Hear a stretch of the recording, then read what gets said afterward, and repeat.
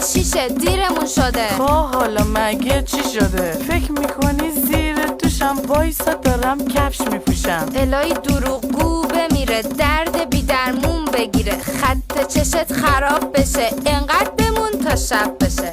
آها بیا بگی. اومدم. او تیپ رمانیه که کار حرف قشنگ بزن نقر، مال من تو نداره که خوشگل.